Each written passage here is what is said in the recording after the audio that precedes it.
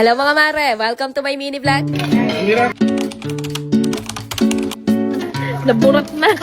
Ayun yung isa pang araw. Magandang araw mga mare! Ito yung mga kaganapan namin ng day 2 and day 3 nung nag-staycation nga kaming mag-anak dito sa May Nasugbu, Batangas. At quick recap lang tayo ng day 1 namin dito mga mare. So ayan, pagkatapos namin mag-check-in sa information, hinanap na rin nga namin kagad tong kwarto namin. Bali 3 days and 2 nights kami nag-stay dito mga mare. For only 11,800 lang yung binayaran namin lahat dito. At ganito nga yung itsura ng kwarto na nakuha namin. Sobrang laki ng kwarto mga mare. Parang isang buong bahay na siya. At nakakatawa lang din dahil ayan, at aesthetic nga yung vibe. Ang laki ng kama, ang laki ng CR, tapos meron din diyang dining table, meron din diyang sofa, tsaka yung mga day bed yun dun sa may bandang gilid. Bali, dalawa pala yung CR dito, meron din kusina, dalawang TV, tsaka balcony na talaga namang napakaganda ng view. Ito nga lang pala yan sa Canyon Cove Hotel and Spa, at para sa akin, sobrang sulit na rin talaga yung 11K namin para sa ganito kagandang accommodation. Tapos 3 days and 2 nights na nga yun mga mare, tapos meron na rin nga pala yung free breakfast para sa aming buong mag-anak, tsaka free access sa buong lugar. At included na pala dun mga mare, yung mga inflatable or kung gusto namin mag-jet ski ba yun or yung mga activity nila dito. So ito na nga yung day 2 namin. Pagkagising namin dyan mag-asawa, nagkape-kape lang kami dito sa may balcony at yung mga bata naman ang himbing pa ng tulog. Sobrang relaxing talaga ng view dito sa may balcony mga mare na parang bang ayoko na lang umuwi. Dahil may pa-free breakfast nga tayo dito kaya kahit antok na antok pa yung mga bata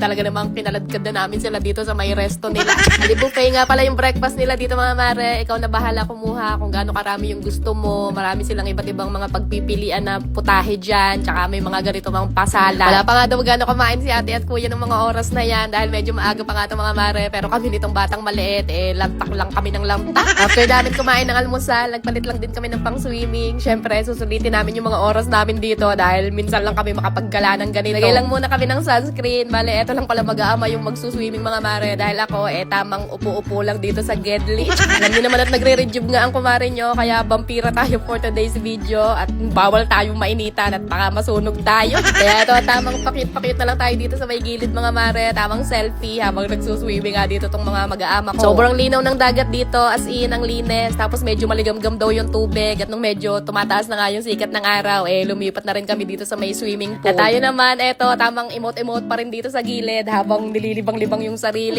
Bili na pala ako ng damit dyan mga mare dahil nainitan lang ako sa rash guard. Ewan ko ba kung bakit nagsuot-suot pa ako noon, hindi naman ako magsuswimming. Sabi ko nga dito sa asawa ko, ako naman yung videohan niya para mairampa ko naman tong OOTD ko. Mga bandang tanghali naman mga mare, bumalik lang muna kami dito sa kwarto para magpalit ng damit, tapos nag-lunch na rin muna kami. Nag-order lang ako dito ng seafood kare-kare, tsaka chicken barbecue para sa mga bata. At ayan nga, kakadaldal ko dito, nakalimutan ko pala na hindi ko pa na-off tong camera ko. Diyos mio, umabot lang naman ng 30 minutes. After namin mag-lunch, umidlip lang muna kami saglit mag-anak, tapos na mga bandang hapon na at back to swimming na ulit. Swimming tayo mga mare! Suot-suot pa rin ang pangmalakas ang crash guard. Naburat na. Tara mga mare, swimming tayo! Sunset na, ang ganda ng sunset Wow! Ang ganda! Ang ganda ng sunset. Parang siyang painting. Parang painting. Ang ganda ng sunset.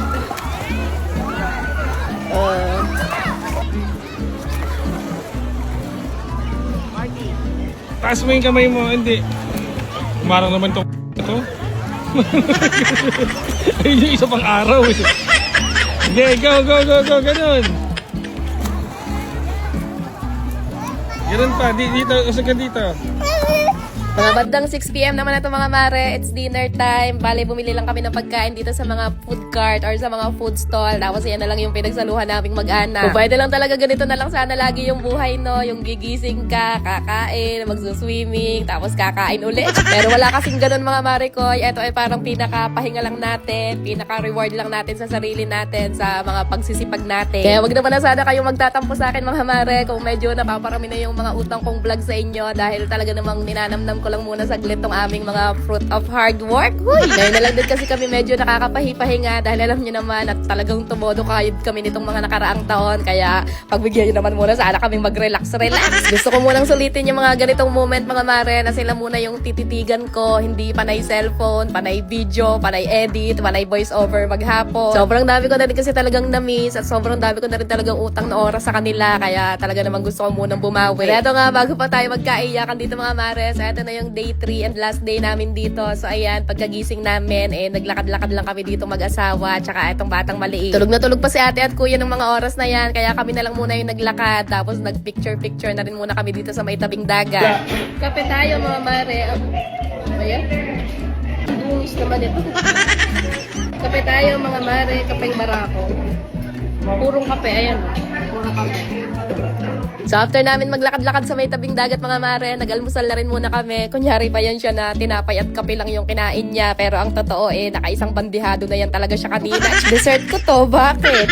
Bale 11 AM nga pala kami dito mag-check out mga mare. Kaya pagkatapos namin mag-breakfast, sinulit na muna nung mag-aama ko yung swimming. At ako naman at nagligpit-ligpit na rin muna nitong mga gamit namin. Naglinis-linis na rin muna ako ng mga kalat namin dito sa kwarto. Ayoko rin kasi basta iwanan na lang yung mga pinagkalatan namin dito. Gusto ko kung paano namin siya dinatnan, ganun din namin siya iiwanan. Hindi man ganun kasing linis kagaya nung dumating kami, pero kahit paano, hindi naman ganun sa sobrang kalat. Ito nga mga mare, at nakatapos na ako maglinis. Medyo nakakabitin pa yung 3 araw, pero syempre, back to reality na muna ulit tayo. Back to work na naman uli ang kumare nyo. Kaya thank you so much for watching mga mare ko. I see you again sa mga susunod nating vlog. Good night na muna. At ayun lang muna ulit for today.